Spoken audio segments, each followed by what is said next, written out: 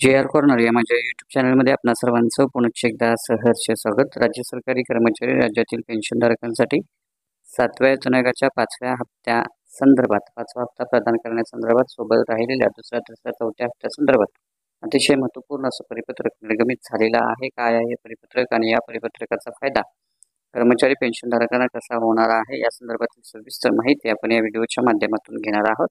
तत्पूर्वी चॅनलवर नवीन असाल तर चॅनलला जरूर सबस्क्राईब करा, समोरील बेल आयकॉनला सुद्धा क्लिक करा, जेणेकरून महत्त्वपूर्ण शैक्षणिक राजकीय घडामोडी आपल्याला आपल्या यूट्यूब चॅनलवरती सर्वात अगोदर पाहावयास मिळतील।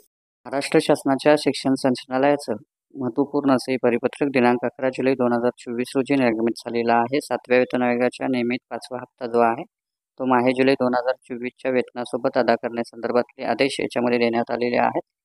याच्यामध्ये असं सांगितलेलं आहे की राज्य शासकीय इतर पात्र कर्मचारी, सेवानिवृत्त कर्मचारी यांना दिनांक 1 जुलै 2023 रोजी देय असलेला 5वा हप्ता प्रदान करण्यासंदर्भात 20 जून 2024 रोजी शासन निर्णय निर्गमित झालेला आहे। त्यामुळं माध्यमिक संचालनालयाच्या स्तरावरून 100% खाजगी अनुदानित माध्यमिक, उच्च माध्यमिक शाळा, शाळांमधील सेवानिवृत्त शिक्षक, शिक्षकेतर कर्मचारी यांना 2024-25 मध्ये 7व्या वेतन आयोगाचा 5वा हप्ता प्रदान करण्यासंदर्भात अनुदान शिल्लक असल्यानं प्राप्त अनुदान शिल्लक आहे। त्याचबरोबर ज्या कर्मचाऱ्यांना काही कारणास्तव दुसरा, तिसरा, 4था हप्ता मिळालेला नाही, अद्यापही पहिला हप्ता मिळाला नाही, त्यांना हा हप्ता देय करण्यासंदर्भात आदेश देण्यात आलेले आहेत। त्यामुळे निश्चितच ज्या कर्मचाऱ्यांना दुसरा, तिसरा, 4था हप्ता मिळालेला नाही आणि ज्यांचा 5वा हप्ता 7व्या वेतन आयोगाचा देय आहे त्यांना जुलै महिन्याच्या वेतनामध्ये शिक्षक आणि सेवानिवृत्त कर्मचाऱ्यांना हा हप्ता देय होणार आहे। त्यामुळे निश्चितच या कर्मचाऱ्यांसाठी अतिशय महत्त्वपूर्ण आनंदाची बातमी आहे असं आपल्याला म्हणता येईल। तर हा होता अतिशय महत्त्वपूर्ण व्हिडिओ।